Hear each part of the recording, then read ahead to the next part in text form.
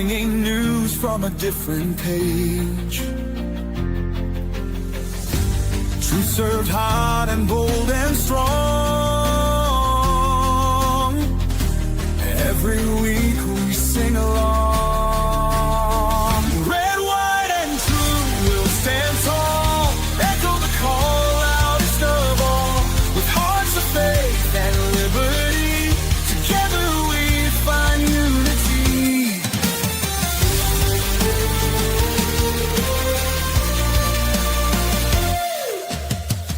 Stories that make you think and pray. A light awaits at the end of day. And guided by the stars and stripes, through the stormiest of nights. Red, white, and true will stand tall.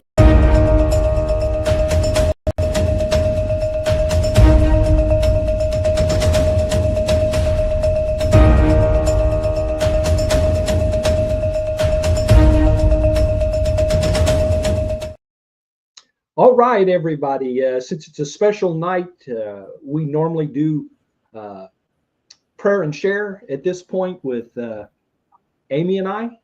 Amy is here. Say hi, Amy. Hi, Amy. But she is on the other side of the camera. And in her place, we are doing Red, White, and True. That means I'm here with Ronnie. Say hi, Ronnie. Hello.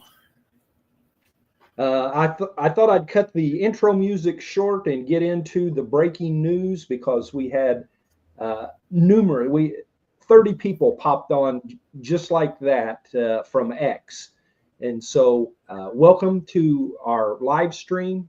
Normally we do Red, White, and True on Tuesday nights at 7. As I said earlier, this is usually our prayer and share hour, but so much going on. Last night we broke in live.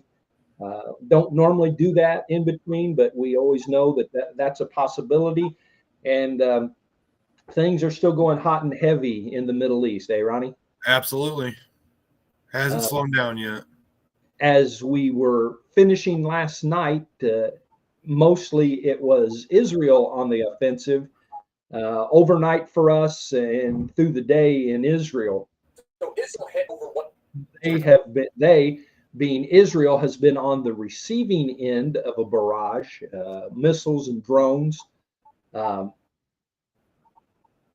It's an interesting situation. Last night, Ronnie had pulled up a video that showed live pictures in different cities around Israel, and it was relatively calm, but that wasn't the case all night, was it?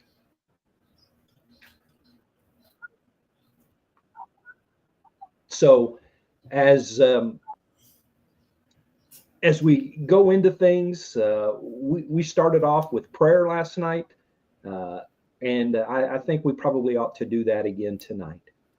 Father in heaven, I come to you just now, and I ask that you would be with our brothers and sisters in Israel. Father, keep the military safe, keep the civilians safe. Father, just wrap your protecting and loving arms around your chosen people. Father, I pray that the United States will do the right thing and be there. Right now, we know they are in a defensive manner, but Father, your will be done on whether or not we need to jump in and help on the pounding of this evil empire. We lift this all up in the holy and precious name of Jesus. Amen. We believe in the power of prayer, and this may be our regular news portion of the ministry, but prayer still is in there. That's who we are, and that's what we do. What do you got for me first, Absolutely. Ron? Well, I'm still actively working on trying to pull stuff up. So if you got anything right now, go ahead. I'm working. All right. Well, I got a bunch of little videos and stuff like that. A little more information about stuff. Well, I've got an interesting read here. about how close was Iran to a nuclear weapon before Israel's strike. Uh, Apparently, Donald Trump had given Tehran a 60-day deadline to get things done, and Yes. that 60-day deadline Today's 61 expired. days, wasn't it? Yeah, it expired just before Israel went to the air. So says Israeli airstrikes on Tehran on Friday morning marked a dramatic escalation in the proxy war between the two regional rivals, reigniting one of the most consequential questions in international security. Just how close was Iran to building a nuclear weapon? While Israeli experts have warned for years that Iran was enriching uranium at a level that put it weeks away from a nuclear weapon, in recent days there has been a shift. According to Israeli intelligence sources, Iran was on the verge of assembling a crude nuclear device. Uh, an, an expert from the National Security Studies told Fox News that the threat was urgent and specific. Tehran was pulling its materials together in a secret place near Tehran to make a primitive warhead. Uh, I think that Ronnie would agree, most people would agree that uh, if Tehran had it, they were going to use it. And Absolutely.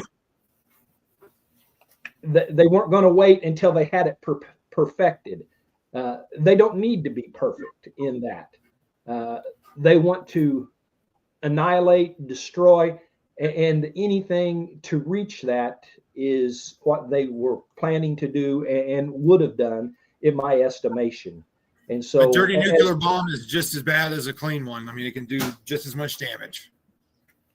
I mean, the term nuclear is in there, right? And Absolutely. bomb. Nuclear bomb, whether it's clean, dirty, whatever it is, it's going to be bad for somebody. And so, oh no, we mentioned last night that Israel had their back up against the wall, and finally enough was enough. I think it shows the relationship between the United States and Israel, that Netanyahu held up his end of the bargain with the 60 days. I think he would have been more than justified to have not waited the 60 days. But again, I think that speaks to the relationship between our two countries and between him and Trump. And so there is that. When you deal with international politics, wars, etc., you never know when you read reports exactly how accurate they were. I don't know if Iran was that close or not, but I've got to believe that Israel believed that there was imminent danger, because Israel is not an offensive military nation for the most part. If Iran wasn't threatening to wipe Israel off the face of the earth, Israel would leave them alone. But when their ayatollahs say, we're going to wipe you off the face of the earth, Israel believes them. And then when the ayatollahs who said they're going to wipe them off the face of the earth has something that they can do that with, then Israel's not going to sit back and just say, well, hopefully they don't. Yeah. That's when Israel becomes an offensive nation. It's their offense is in reaction to something. It's not like, well, we want to take over Iran, so let's go invade Iran. Israel doesn't want nothing to do with Iran. And they made a very good job of pointing out that it's not the people in Iran that they're after, it's the regime.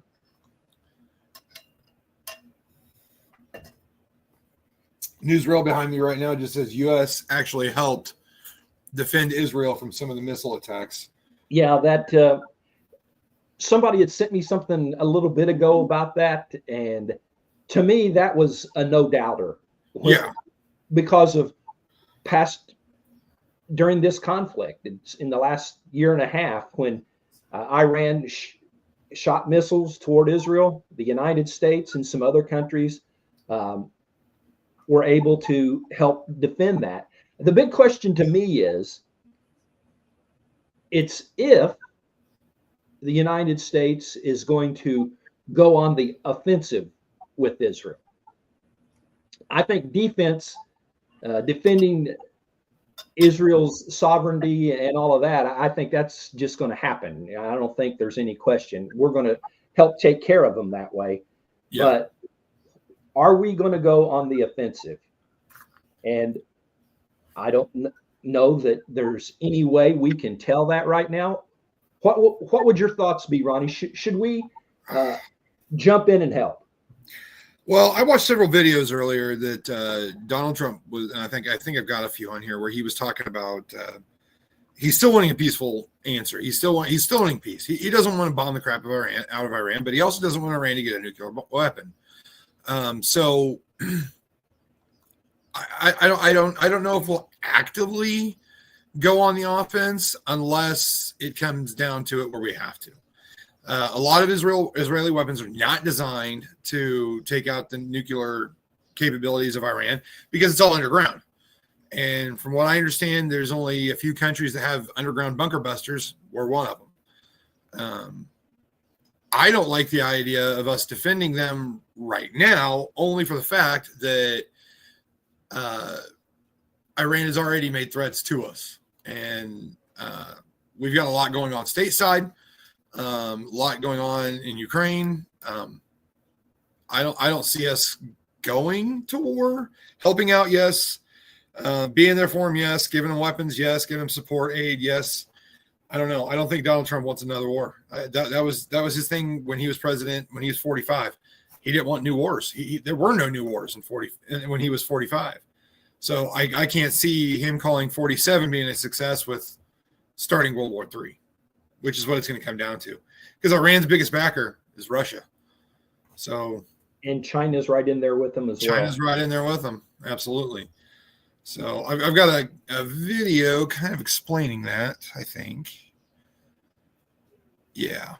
It seems Iran's darkest days have just begun. Right now, threats are closing in from all directions. And now, the United States has officially entered the game. On the morning of June 13, 2025, Israel launched a major military operation, targeting Iran's key nuclear facilities and completely destroyed them within minutes. In response, Iran reportedly launched over 100 aerial drones toward Israeli territory, but Israeli officials confirmed no major damage, thanks to their advanced air defense systems. Then came the real turning point. U.S. President Donald Trump stepped in. He praised Israel's action and boldly stated, "This is just a trailer. Further actions against Iran are coming." Shortly after, Iran announced a full military escalation against both Israel and the United States, warning of potential strikes on U.S. bases across the Middle East. The global reaction? Swift and chaotic. Oil prices have surged. Crypto markets are crashing fast. Global stock markets are in panic, and the fear of World War III is rising fast. The world stands at the edge of crisis, and now we can only pray for.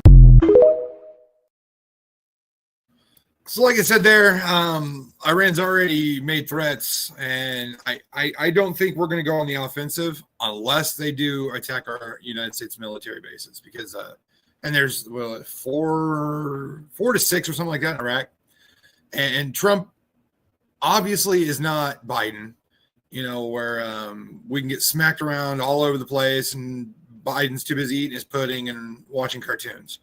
So I think if Iran gives us a bloody eye or a bloody nose, we're going to go back and make sure they're in the hospital. So, well, and I pretty much agree with that assessment, because if Trump's plan was to wipe them out militarily, he wouldn't have made it this long drawn out on the negotiations. Yeah. Right now, the element of surprise is over. I mean, I see things like you do in the, during 45. I mean, that was a big selling point to him, to the world, that when Yes. he was president the first time, we weren't involved in wars. Um, that being said, this is a different point in time and may be necessary, but he has shown that his true colors are that he would rather negotiate than fight. Absolutely. And I think that is a good way to go, as long as the other person knows that if negotiations don't work, we're going to punch you in the mouth. Absolutely. And that's something that the world did not respect with Biden, was they knew we wouldn't retaliate. They knew Biden let them walk all over us. And so I hope that people believe that Trump will do that. I believe that Trump is not going to let anything go by, like them attacking one of our bases or any of that, without some sort of repercussion. That said, I also think that we would get involved if it looked like Tehran was winning the war against Israel. I don't think that we can stand by and watch.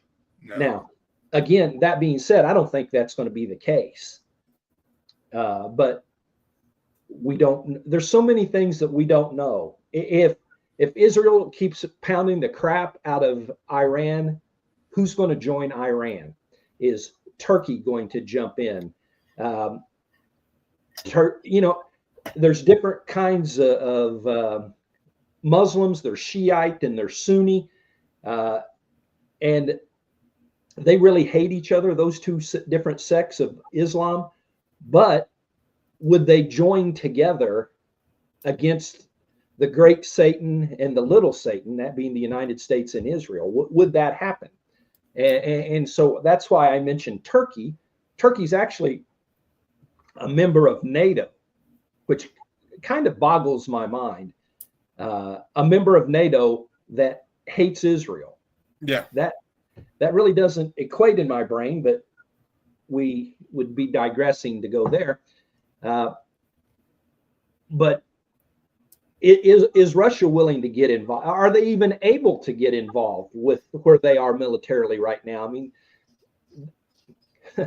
they have lost amounts of troops that are unheard of in this battle with Ukraine. I mean, they basically are like in Civil War days in the United States, where you just throw lots of numbers out there, and how many of them ever die? Well, that just happens.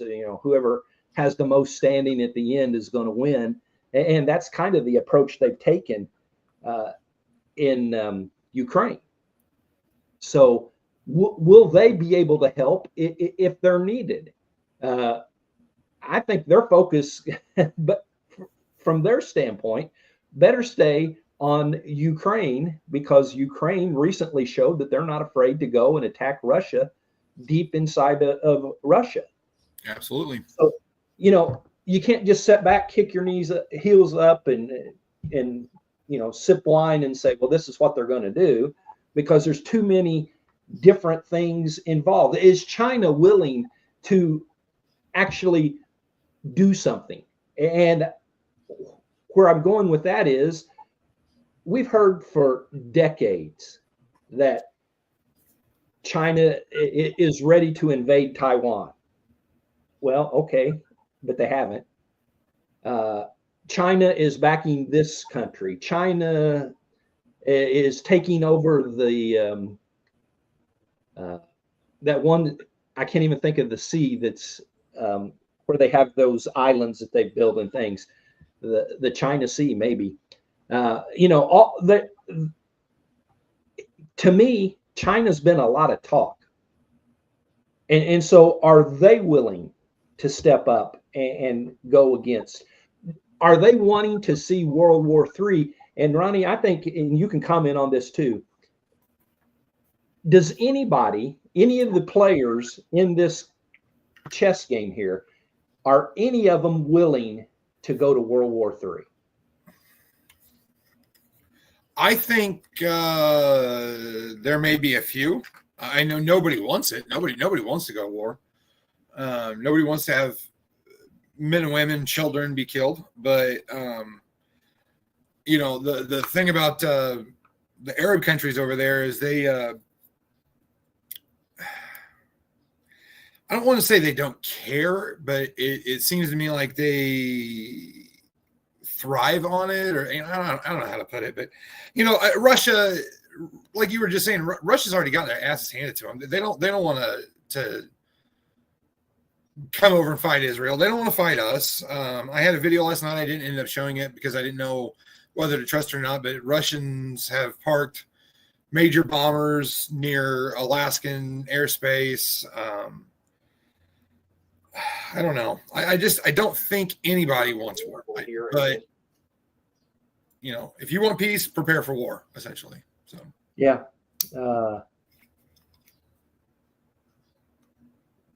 As far as I said, I got a message earlier about the U.S. And the defense, helping with the incoming missiles and drones. And the person said, so I guess this means we're in the war now. And I think we can't probably say this enough, that we're going to protect Israel. Yeah. Again, the debate comes in on whether or not we're going to get busy. And, when you're talking World War III, Ronnie, I know that there's a lot of people that just want to jump into war because they like that. That sounds good. That sounds cool. Yeah. And you and I both know plenty of people that aren't afraid of whatever comes. But I don't think any of our group of friends and acquaintances want to go to war.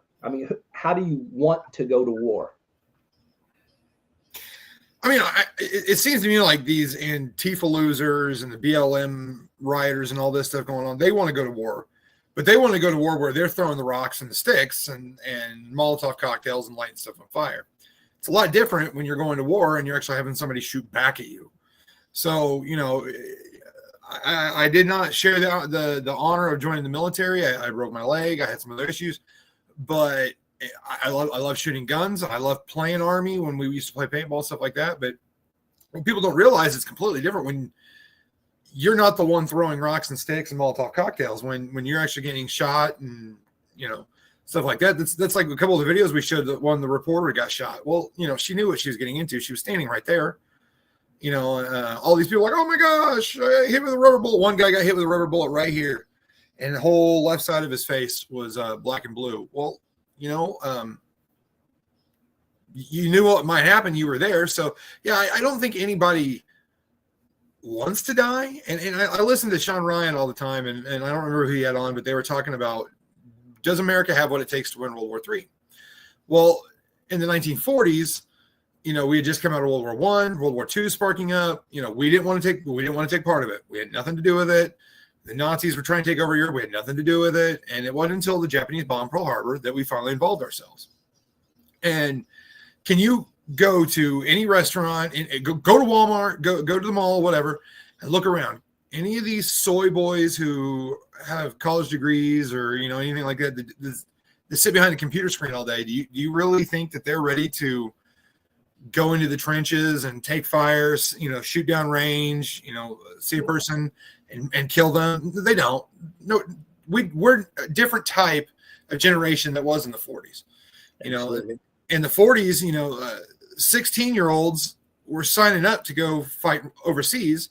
And now we have 16-year-olds that are crying because they're not in their safe space, and they don't have their emotional support puppy, and they don't have their Starbucks today. So I don't know. That's for sure. Our friend Brian says they want to go to war, but they aren't willing, but they aren't going to fight the way you want to fight for them. Absolutely. Yeah, it seems awesome. Strap on your bulletproof vest, like the Boogaloo Boys and all this crap. Strap on your bulletproof vest and put on your fake plastic helmet. grab your AR-15. You can go outside and you can jump around and yell and crap like that. But when the bullets start flying, people want to start crapping their pants. Well, let me give you a couple of things. When the girl got shot by the rubber bullet, and we watched that happen. Yes. And we say she knew what she was getting into, and that's all true. But I don't know that she really believed that would happen to her. Yeah.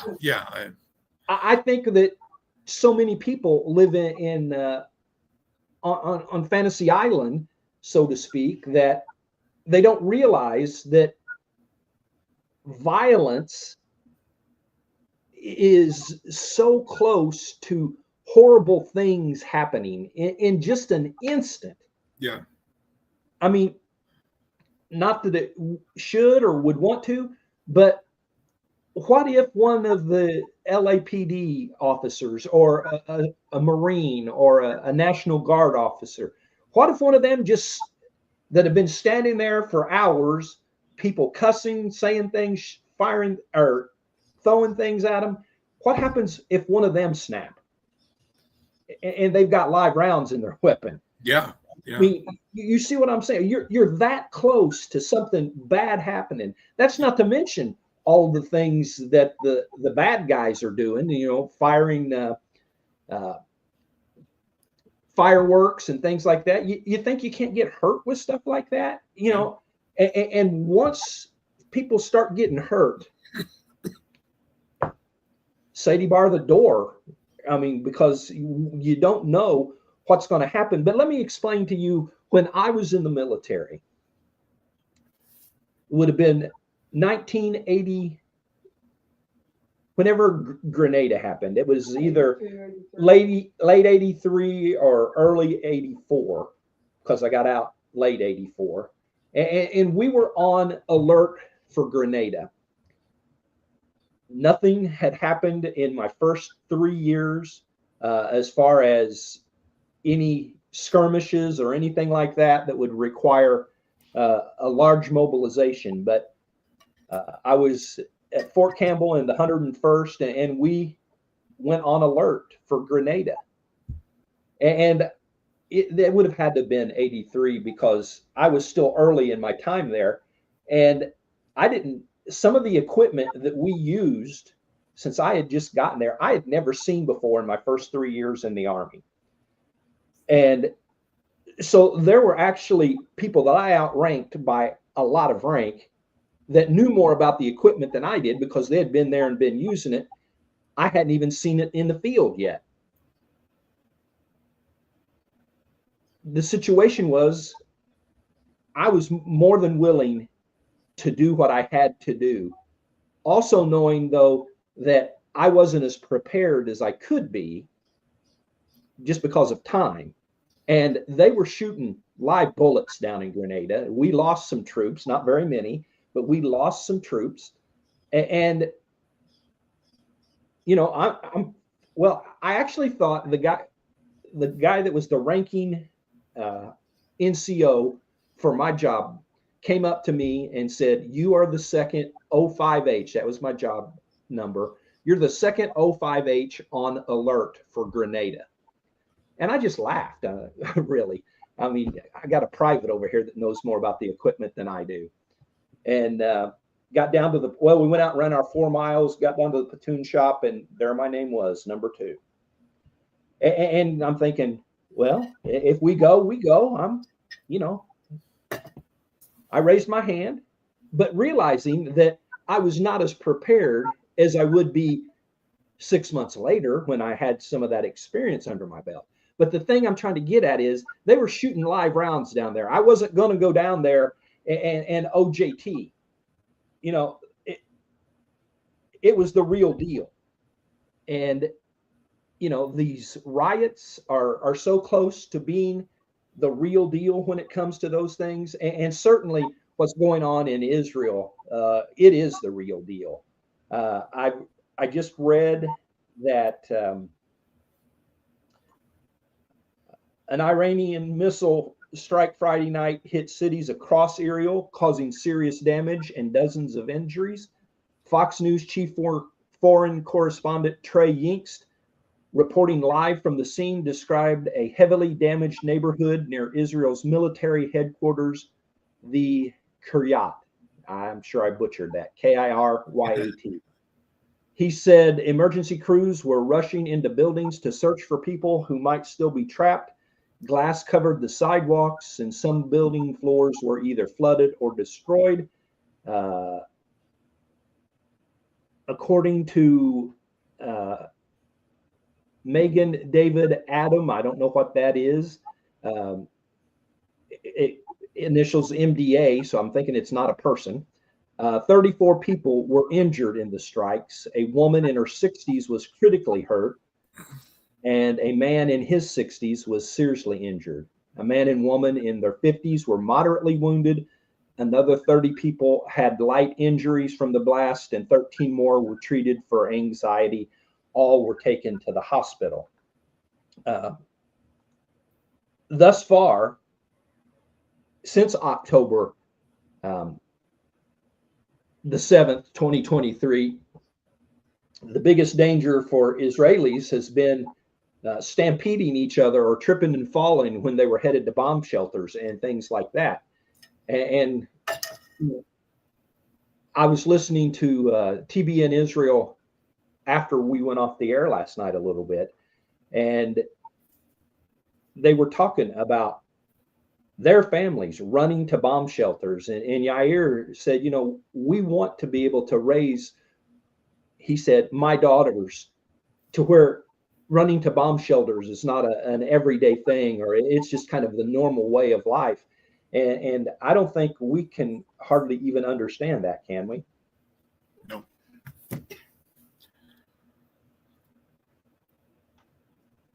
Got another video for me? I sure do.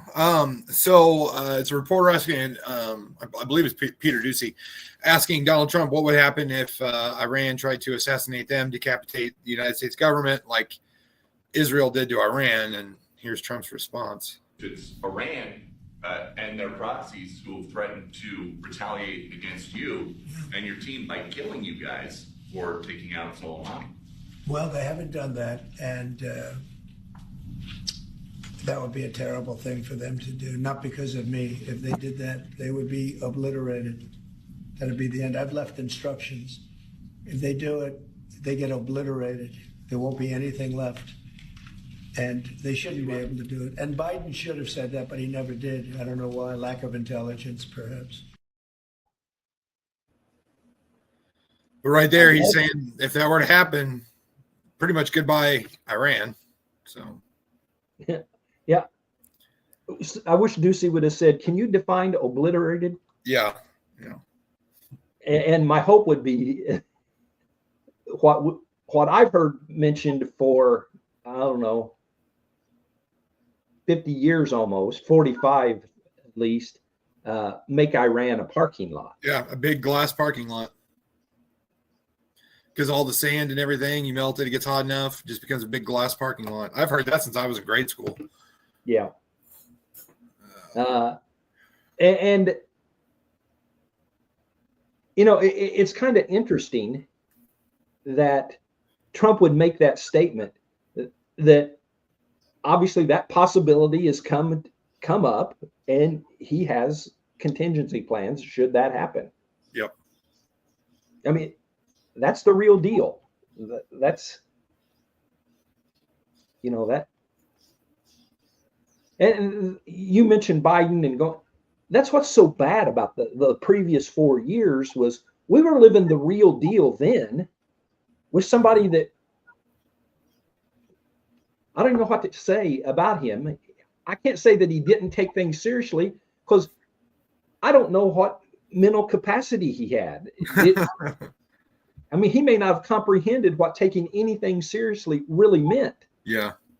Which it would be even worse because then people that we don't know and we're making decisions, like running out of Afghanistan and leaving billions of dollars of equipment and allowing 13 of our soldiers to be killed. Just a debacle, a fiasco. Absolutely. But was that Biden, or was that interns that were running the auto pen or Yeah, that's the thing. And I mean, how could anybody look at that and say that that was a successful retreat? A bunch of interns who don't care, White House staffers running around that don't care. They just made the decision and auto penned it. Well, the thing is, you were talking about the young people today, and would they stand up in war? People that we're making reference to here have grown up playing games. Mm-hmm. And as real as some of the games may seem, games are games. Bullets penetrate people and kill them. Yep. If you get killed on a computer game, guess what? You hit the restart button. I have no clue what I'm talking about here, but you hit the restart button or play again or whatever you hit to start over, and there you are. You're live again. But see, you don't get any do-overs. No. A bullet goes through your head, you got a hole in your head. Like I mentioned, playing paintball, that kind of brings it to another level because you're not sitting in your recliner with a controller in your hand, but because you're actually shooting paintballs and people are shooting back at you, so you kind of got to, but even though you get hit and it hurts, ow, but like you said, you reset, you go back to the starting point, you start again. You don't go back next week and play again, and you go back the next week and play again. Well, we played multiple times a day. I mean, we get hit, go back to starting point, come back out again. But yeah, you can say, well, my team lost 4 matches in a row. Well, in war, if you lose 4 times in a row, there's big problems. Yeah, huge problems. You better go recruit some people because, and I don't know that. Not even just the younger generation, but even the millennials and millennials back younger. I don't know that they get it exactly. They get that they don't want any part of that stuff, and I'm just being generalized here. I'm not talking about every single person, but we don't want no part of that. But the thing is you can't live with your head in the sand and think that everything's going to be okay. Well, if I just ignore it, it'll go away. The Ayatollahs don't go away. Nope. They come back. Well, they think somebody else is going to take care of it for them. That's true. Your mom said that millennials and younger, and don't be offended that my grouping together. I'm just being general here. Yeah. They've lived a life where if we don't deal with it, somebody else will. And at some point, those somebody else's who will aren't going to be around anymore. And so then who is going to deal with it? Got another video ready? I sure do. So I was gonna ask permission to show this before, but this is AI. Okay, Donald Trump did not say this. Donald Trump does not feel this way, but I feel we need a break to smile real quick. My fellow Americans, it is with overwhelming enthusiasm that I am declaring that anyone who protests or interferes with ICE and their operations is officially gay, big time. With that being said, go ahead and call your dads, tell them about your alternative lifestyle as a gay communist, and then who knows, maybe eat a lollipop. I don't know what flamers do with their time, but I'd imagine it's something along those lines. Sorry, I figured we needed a break to laugh. Well, yeah, you've been talking with your mom too much. Well, this is just a reminder for anybody who thinks they're going to go out tomorrow and rah, rah, rah. Donald Trump said it. You're gay. Sorry. You're stupid. You know what that calls for? That calls for a break. Oh, we'll be right back. We're taking a short break, but don't go anywhere. Ed and Ronnie will be right back in just a few seconds. Thank you so much for supporting Red, White, and True. Did you know that your interactions with us on social media are vital to making sure that we continue to grow our audience? Please follow us on all major social media platforms, especially our Facebook page, so we can continue to share Christ through current events and more here on this live stream. Okay, just a little bit longer to make sure that you go grab your coffee, soda, or whatever you want, so we can continue with today's live stream. All right? Are you ready? Here we go. Here again, our Ed and Ronnie. Here we are. Hello, welcome back from the break, everyone. You're So stupid. Your mom said, referring to the gentleman that is narrating there, I want to reach out and smack that guy. Why is that? It's just annoying. Yeah. Now, let me preface this one that this is not real. Again, this is AI, and I hate AI. and nobody has done or said this, but actually, we kind of wish this would happen. Yeah, you know who needs to shut up? Ed and Ronnie and that red, white, and true bullcrap. Okay, time for you to go, troll. I hate that. Your mom thinks that if somebody was watching and didn't know us and they seen that that would give us a black eye. I'm thinking sometimes you got to take a black eye. Yeah, Take one for absolutely. the team. We got thick skin. It's all for fun. Yeah, it's all for fun. That one's bad. I think it's no. That- That one's got to go. That red, white, and true crap. Yep. That one's got to go. But we got another one If here. people really want to know what's going on, listen to Ed and Ronnie Tuesdays on Red, White, and True, streaming on Facebook. I like that one. I like the black guy's expression when he finishes saying, he goes, looks down. Oh, well, hey, we can't get too far behind the curve with Yes. AI because, it'll run away from us and Yeah, we won't be able absolutely. to catch up. Do you have a serious video Well, to share? I've got several. I've got one that's 5 minutes and 8 seconds long. It's Nancy Mace going against Tim Walz, which I had another video. It's somewhere saved on my phone, but it's Tim Walz talking about why he put tampons in men's restrooms.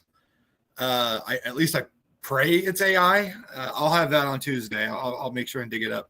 But Okay. she's kind of going after him about certain things. I've got Charlie Kirk here talking about Israel and Iran. So There you Israel go. hit over 100 targets against Iran. And as I am talking right now, it's continuing. Israel was able to infiltrate the inner circle of the Iranian Revolutionary Guard. They were able to infiltrate the top levels of the IRGC. This was not merely just a bombing attack against Iran's nuclear facilities. It was a decapitation strike against the entire Iranian military. They also hit the following targets: the capital in Tehran, Natanz, where Iran enriches uranium, Tabriz, where explosions have been reported near a nuclear research center and 2 military bases, Kermasha, I'm butchering these pronunciations, but whatever. West of Tehran, where an underground facility storing ballistic missiles was hit near the Iraqi border, plus other major cities like Isfahan and Arak. A-R-A-K. Iran's air defenses appeared to have been totally compromised, offering no resistance at all to Israeli airstrikes. And to the knowledge that we have right now, and again, this could change at any moment, it looks as if not a single Israeli aircraft has been shot down. Israel was apparently able to execute some stunning infiltrations, such as smuggling explosives directly into Iran in advance of the strike. If they really don't have any air defense systems and they're this foolish and kind of a third world country, it really makes you wonder, like, how sophisticated of a threat this actually is. However, It's happening. I don't know if you saw, but it looked like it was a missile inbound to that truck. You see how close that thing got? Yes. And I've been amazed at some of the things I've read about the Mossad and how they were able to infiltrate. I mean, they went into scientists' homes and assassinated nuclear scientists that Yep. have been spending their entire life working on the bomb. Yeah, particle physics, physicists, a bunch of different things. They went in and took them out. Now he said that there was not one Israeli airplane shot down. I've heard that there was one, and it was a female Israeli pilot. I don't know if that's confirmed or not. They showed wreckage of an airplane. They took her hostage. Now, of course, Israel's denying that, so I don't know what to believe there. I don't either. I haven't read that to see, but it's definitely something that Iran would be make up a story. You know, not that even if we had have lost, we being Israel would have lost one, would still be pretty darn good. Huge if success. they only lost one. So I'm not sure what benefit it would be, but I don't think like the bad guys real well, and so we'll have to wait and see if that's the case. I've got one here. Let me pull this up, and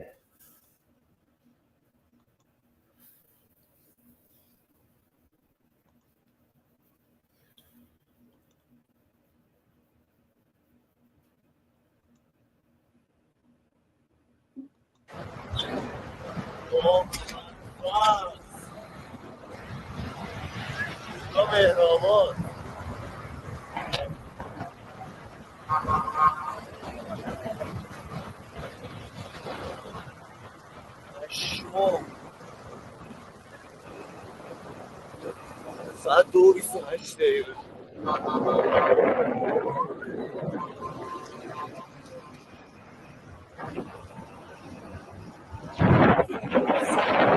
بابا برو بابا یا علی جیب بزن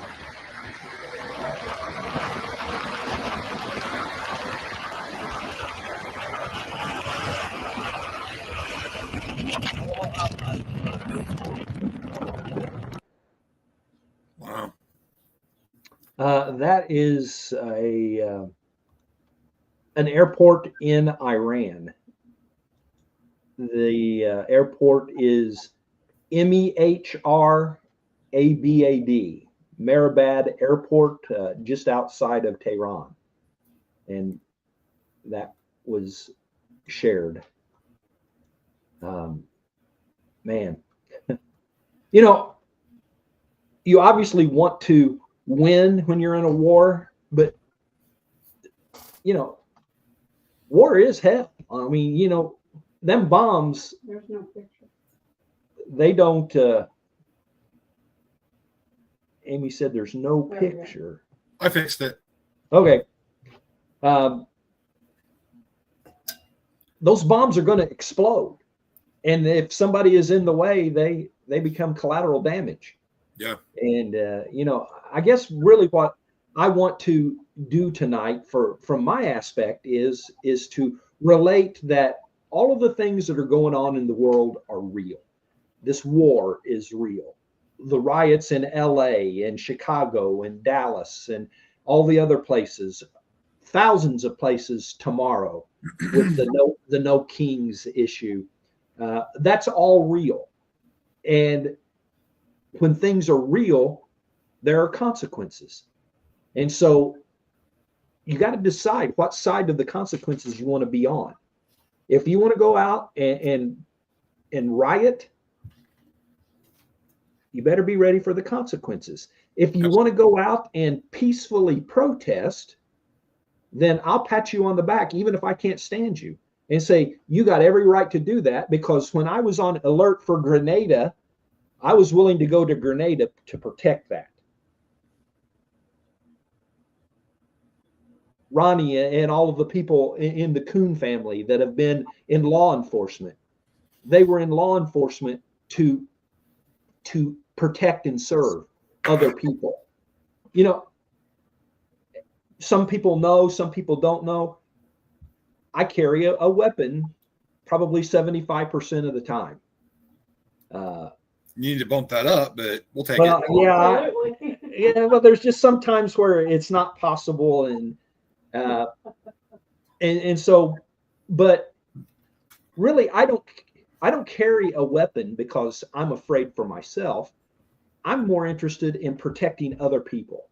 You know, if I'm at Walmart and something goes down, when everybody else is defenseless, then I'm not going to feel defenseless. I'm going to feel like I can help protect those defenseless people.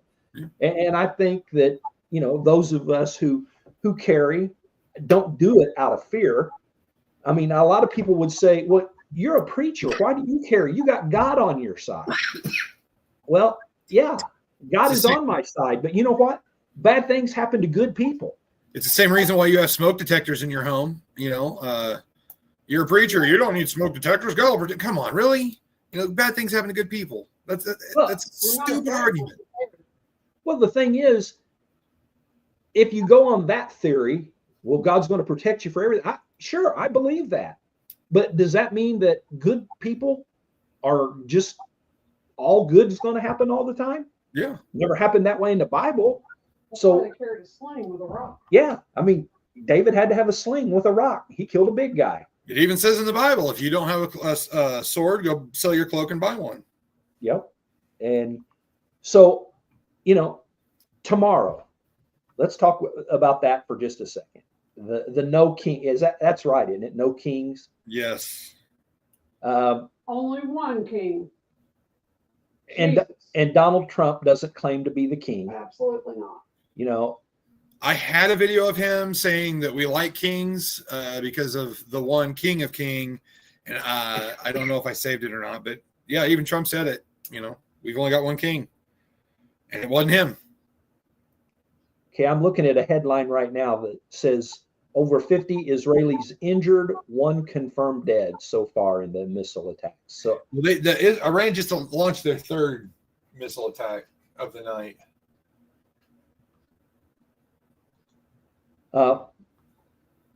And I apologize jumping back and forth, but when you're with live breaking events, that's going to be the case. Tomorrow, they're finding out some of the money that is behind what's going on tomorrow. Let's see, I had something here.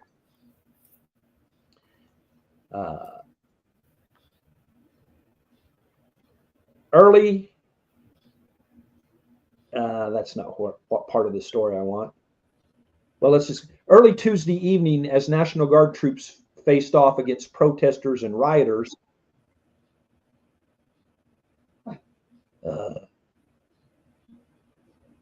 When you're on Fox News's page, they like to sneak videos in there on you. Powerful Teachers Union President Randy Weingarten hosted a virtual town hall with Democrat Kentucky Governor Andy Beshear and two leading political operatives in the Democrat Party politics. Leah Greenberg, founder of the political prophet Indivisible, and Al Sharpton, founder of another nonprofit, National Action Network.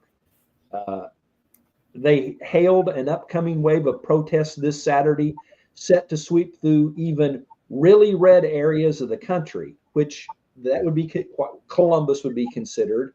And yes, they are having one of these rallies here in Columbus, Indiana. Throughout the call, Weingarten beamed, excited. Sharpton phoned in his enthusiasm about people with different political beliefs uniting. They touted Saturday's campaign as the hashtag No Kings protest. But what they didn't detail is the massive network of Democratic organizations funding and orchestrating this supposedly spontaneous uprising. As editor-in-chief of the Pearl Project, a nonprofit journalism initiative, Wall Street Journal reporter Daniel Pearl said, "I spent the past 2 decades investigating how ideology, identity politics, and sectarian hatred can turn violent, radicalized Pakistani militants having brutally murdered Danny Pearl after kidnapping him in 2002, how that is recognized as now coming to the streets of the United States." 3 official entities of the Democratic National Committee, the College Democrats of America, Manhattan Young Democrats, and the West Side Democratic headquarters in Norwalk, California, are 3 of the 198 partners listed in the official publicity material for the financial and political machine behind No Kings. 16 different political action committees, 18 different 501c5 labor unions, 76 Democrat-aligned 501c4 political nonprofits, 47 501c3 nonprofits, 38 additional Democrat-aligned groups, including the Michigan Resistance Coalition, Families Over Billionaires, 50501, Tax and Greedy Billionaire, and Mennonite Action with undisclosed financials. All of those folks, all of those groups are helping fund this spontaneous situation that is going to take place tomorrow. What are you showing there, Ron? So this is actually on the No Kings website. This is all the protests scheduled for across the nation. And I brought up, they've got one in Columbus, Nashville, Bloomington, Bedford, which none in Seymour, which is kind of strange, but Salem and Madison and Greensburg that are in this area. And they're so well organized. They're all at the exact different times, 1 to 4, 12 to 2, 12 to 3, 12 to 3, up here in Franklin County, 11 to 1, down here in Salem, 12 to 2. Well, I guess if they stagger them, you can make more than one. Yeah, because that's exactly what I'd want to do, is make more than one of these. Now, of course they're going to show this, but how many people, especially in this area here, are going to show up tomorrow? Because what's forecasted for the rest of this weekend? Strong thunderstorms. So I highly doubt they're going to get people out like they say they are. And oh well, I just think it's funny. It's humorous to me, at least. Even if the rain was perfect and everybody that showed up that said they were going to show up, do they really know what they're there for? Do they really know whose money is making it available to them to be? Like you were saying earlier, if they go on peaceful protest, you pat them on the back whether you believe them or not. Now, so here's a couple of years ago, there was a Trump rally downtown. I was the first car in line. We drove around the city. We were playing God's Country, really loud, Trump flags, yada, yada. And there was a big, long line of cars. Well, before we left Millrace Park, of course, here comes protesters. And they walked past us, and it took every ounce in me not to say something to them. Not to run and tell them, you're wrong. Blah, blah, blah. And then I kind of calmed down and realized, they have the same right to do this as I do. If you guys want to march, by all means, as long as you're not hurting us, we're not going to hurt you, that kind of thing. And they marched down the line of all those cars, and then they kind of dispersed and disappeared into wherever liberals go. So no big deal. But, if you guys want to do that tomorrow, by all means, go ahead. I actually just read an article where they're talking about tomorrow, the parade. They're afraid of a Tiananmen Square action where somebody's going to go stand in front of a long line of tanks and hold their hand up. I could see that happen. Actually, that's not. Well, I'm sure that security is trained for that to happen, but yeah, I could really see that happening. Yeah. But see, somebody sent me the video. That'd be Go so ahead. opposite of Tiananmen Square. Yeah, because the tanks are running them over. Well, the parade is the good guys in this. I mean, that's my perspective. And the tanks and the parade in Tiananmen Square were the bad guys. And Yeah. the guy that went out there was a good guy. And so I don't know. You know how I think. I'm a simple-minded person, and you'd have to realize if somebody went out there and jumped in front of a tank, that they wouldn't be doing it because they believe in the cause. No, I think they do it just to go out and ruin Donald Trump's birthday, since that's the thing. Oh, Donald Trump doesn't care about Iran and Israel. He's more busy planning parades for his birthday. That was multiple things I saw today. Well, and how much money is being spent, and here we are, we're putting tariffs on countries, and but we're spending billions on a parade for Donald Trump's birthday. Just, even if all of that stuff is true, let's get back to reality. The parade is one day. Yeah, absolutely. And to me, it's morale. I've been looking forward to this for a long time. I'm going to be glued to the TVs watching this because I've seen a lot of videos today where they're showing military uniforms from the Revolutionary War all the way up until now. And it's interesting to me. I'm looking forward to it. So it's going to boost my morale. I'm sure the people marching that parade is going to boost their morale too. People across the world looking at this. How many times have we seen Russia do this? How many times have you seen tanks and everybody march in lockstep, in front of the Kremlin and everything? Why can't we do that? I think it'll be awesome. Let us do it too. It'll be new for us. Absolutely. We don't normally do those kind of things, and I think part of this is some of Trump's motivation is, and we talked about this probably Tuesday night, is we got to let the world know that we're the real deal. Absolutely. And that we have national pride, that we're not the wusses that we look like for 4 years. Boy, don't you hate to say that? The wusses we looked like for 4 years. Yep. That's just hard to come out of my mouth. Absolutely. We were strong. We had the strongest border, strongest economy. Things were on the right track. Joe Biden took over, and within 2 months, everything was all downhill. And for 4 years, it was all downhill. Now Trump's back. We're just, who cares? It's going to cost 6 to 10 or however millions of dollars. Let's do it. And I'm sure, like I was talking about earlier, the soy boys and all that, they don't want to see that. Cool. Go prance around in the rain and protest something that you have no clue what you're protesting about. By all means, nobody's stopping you.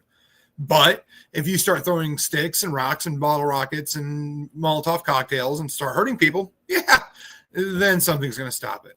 I wonder Trust if me. it'll have any effect on the farmer's market. They probably aren't having it. Or it may be over. Maybe that. Your mom asked about the farmer's market. Wonder, since that's one block from where the protest is supposed to be. I want to say the farmer's market ends at 12:30. Yeah. And the No Kings deal, let me go back to it because I want to get the right information for everybody who's wondering. It's 1 to This 4, website. isn't it? Well, who Phew. really cares what it is? Yellow Killer. Don't forget. So come on. Well, and while you're looking, the thing is, if the farmer's market has to 1 to 4. 1 to 4, if the farmer's market has to rearrange anything, then that protest has hurt local business. Absolutely. But as we Yeah, see yeah. in riots and protests and violent situations, they have no concern for local business because that's who they burn down. That's who Right. they walk into the stores, take what they want, and then we can, well, in a red state, it probably wouldn't happen, but here's what I think could happen. They could have a riot downtown, and the Republic would say that it was not violence. There you go. That's if the Republic reports on it in the first 7 days. I mean, anything major happens in this town, and where do you get your news from? Not the Repulsive, because they don't post anything or have articles about anything for 7 to 10 days. Columbus Man has it immediately on Facebook. Now I hate Columbus Man, but I also hate the Repulsive. So we're talking local here, and I know that just local. Many people may be listening from around the country, but think about. I mean, what did they say? There's like 1,600 different places it's supposed to be. Some really big number like that. Yeah, but it's kind of weird too, because I went over to Washington D.C. and was looking at it, and it's like 4 of them are planned at the exact same church in Washington D.C. It makes no real logical sense. Well, yeah, they all signed up, different leaders, but so they're playing numbers. But whatever the number is, no matter how many are out there tomorrow, if life is affected negatively by any of them, then they've hurt local business, and they've hurt local. They didn't hurt themselves. They hurt somebody else. I hope the farmers market downtown tomorrow can go off just like it has every week that they've been open this year, and that they don't have to shut down early or have to do extra work or any of those things. But so we've not talked much about what's going on in LA, in other parts of the country.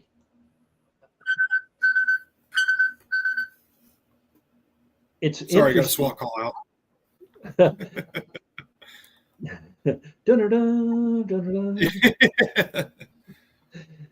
I can hum. Singing, not so much, but I can hum.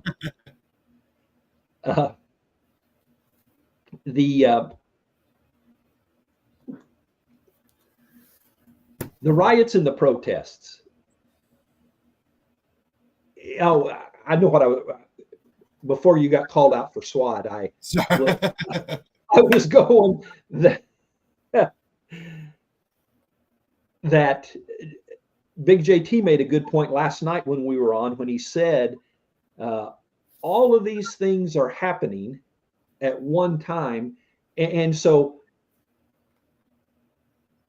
a couple of days ago, we went live about the riots, and now the riots are the very last thing we're talking about. We talked about Israel. We talked about no kings, and now and so I got to be honest with you.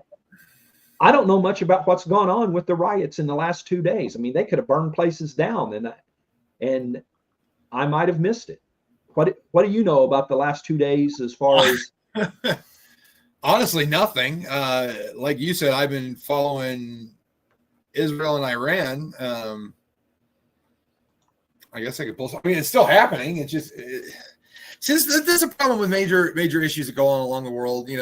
When Russia and Ukraine first went to war, it was, oh my God, and that's all it was talked about for a couple of days, and then a couple months later, oh well, Russia made a major strike in Ukraine, and you went, oh wait a minute, that is going on, isn't it? I kind of forgot about that. So it's kind of the way we were with the LA riots. Now it's like, oh yeah, that's the one that I forgot. Well, that happens basically every single big thing that goes on. Yeah. COVID is about the only topic that stayed relevant for month after month and for a long period of time. Pretty much whatever is got our attention today, more than likely won't have our attention next week or for sure probably next month. Yeah. And when it's going on, and I think we're pretty much like anybody else. I mean, we're legitimately into it. We believe what we believe, and life goes on. And what's strange too is I was just flipping through on YouTube how the other day, Tuesday when we were on the LA riots, there was 200 news stations that were 24 hours live with video feeds, and now there's 3 or 4. It's kind of sad, but it's kind of if it bleeds, it leads, and people are getting sick of tired of the riots. So now we're on to the next major crisis. But well, there is one thing that I have paid attention to. There is a red state that has several blue cities in that state, and that would be Texas. And Governor Abbott has already deployed the National Guard in a couple of the hot spots. He didn't wait for Trump to come in and do it. He's doing the right thing and having them ready. What do you got? Literally, as you were talking about that, it popped up on YouTube that Texas governor mobilizes National Guard as anti-ICE protests spread from Los Angeles, and then it's got a line that says Trump. I don't quite understand that, but here's what's going on in Texas right now. Looks like some Texas Rangers kicking some butt.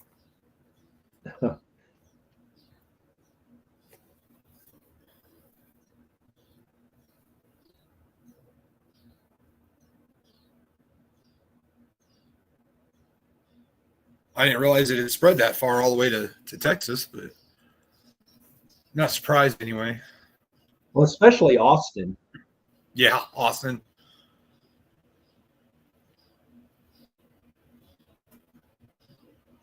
And of course, one guy standing there with his camera phone.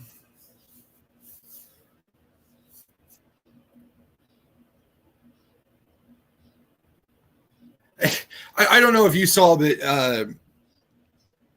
Was it the governor of Florida was talking about how things don't make sense, that people are here illegally burning the American flag, carrying the Mexican flag, but saying they hate this country, they hate all of us, they hate this, but are refusing to go back to Mexico. Where does that make sense? Oh, well, Mexico owned it first. Well, we stole it from the Indians. Well, that's the history of the world, as conquest and takeover and all that. People don't seem to understand that, nor do they care.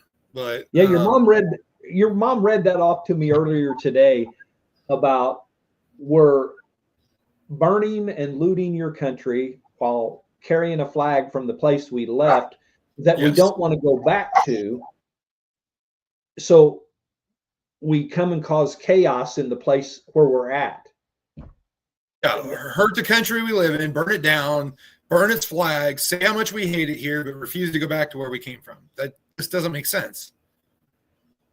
And there was a bunch of people in Columbus, man, like I was talking about earlier today, that was saying, "Oh, I hate this state. Cool, move out. I heard Mexico's looking for people."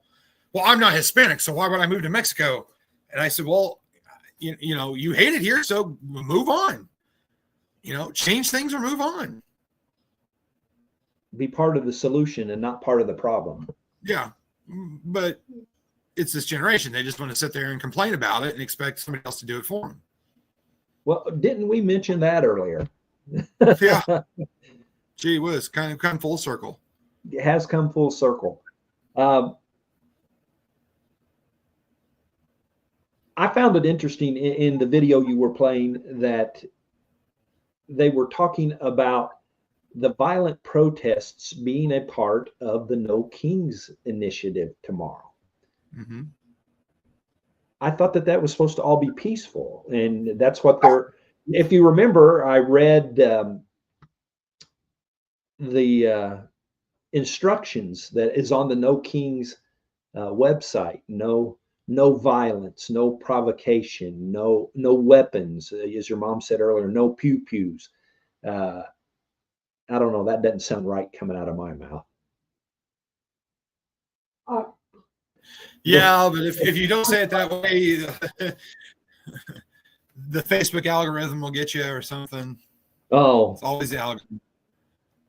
Yeah, you say that. I follow a couple of conservative journalists, and he's always getting up to a certain point and says, if you want to see what I really want to say, go to my website, because if I say that on my YouTube, they'll demonetize it. And Yeah.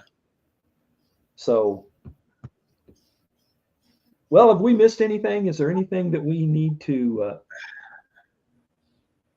I don't know. I'm scrolling through the No Kings website again, and it is just wow. Resources for hosts, messaging, posters, and graphics, security, get support. If it's supposed to be peaceful, why do they need security? Apparently, they've had classes and all kinds of stuff for this. They have. There was a page that you can basically click on. It's like home lessons and things like that were taught live, but they're still left up to where you can go get your training. One of the things about living in 2025 is you can find just about anything you want at any time you want online. And so if you want instructions on how to screw the country with a No Kings riot, we'll give you a step-by-step instruction manual on how to do it. They even have suggested signs and billboards and posters. And one of them, if there's money for a parade, then there's money for Medicaid. This is what democracy looks like. I have friends everywhere. We the people say no kings. Americans against oligarchy. Wow. That word just kind of messes with me. Oligarchy. Oligarchy, yeah. You think of that, seems like it's a really, really old word that doesn't pertain to 2025. That's a Tucker Carlson word when he's talking about Russians. That's when he starts talking about the oligarchy. That's who he's talking about. It's the Russians. Yeah, and that's a good way of referring to it. That's kind of what my brain does. Think of that old style of doing things, and the people that are saying things like that in the manner that they are, they have no clue what that even. No. That's their version of what's going on today, which probably doesn't equate in any way, shape, or form. Wow. All these companies that are like sponsors of it. I mean, there's probably 75 different companies. Of course, none of them you really heard about before. Catholics vote common good, right next to Bulletproof Pride. Bernie Sanders, some company called Don't Frack Your Mother, FRACK. And that's the name of a company. Yeah, don't frack your mother. One's Faithful America with a cross, Dim List with a donkey, Mennonite Action.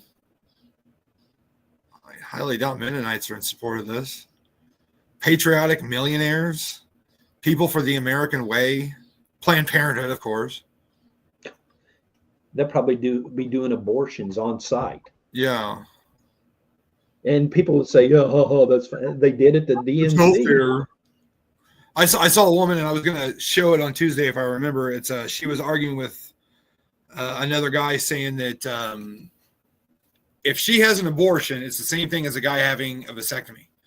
He says, no, it's not, because if a vasectomy stops, the sperm from hitting the egg, that way there's no life born. But an abortion, there's already life created. So yeah, abortion is murder. Having a vasectomy is not. And she wanted to argue with him about it. See, when people argue in that manner, that just tells me that they're in it to argue. Absolutely. I mean, that's just argue and justification for their point of view. Absolutely. See, I think the whole thing is real simple. Do you believe in killing babies, or do you believe in letting babies live? Am I wrong there? Yeah, like I'm wrong. No, you're not. No, you're not wrong. I'm agreeing with you. Abortion in any form is murder. Whatever. We can get into that another day.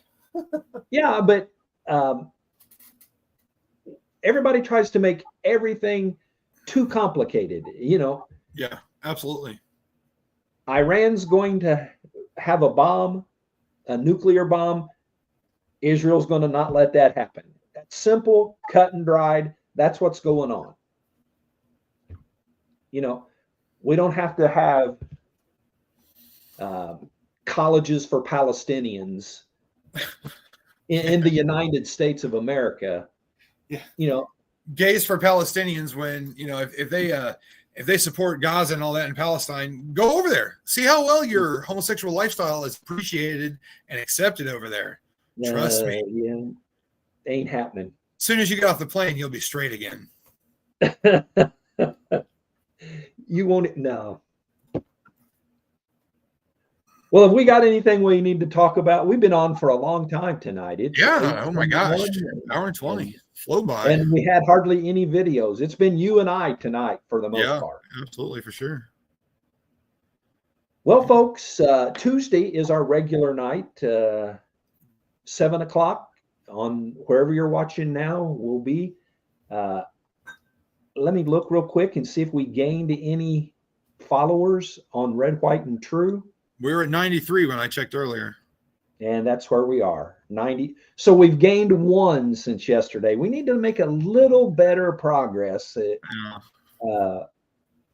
Maybe we'll try to send out some more invites and see if we can get over that hump.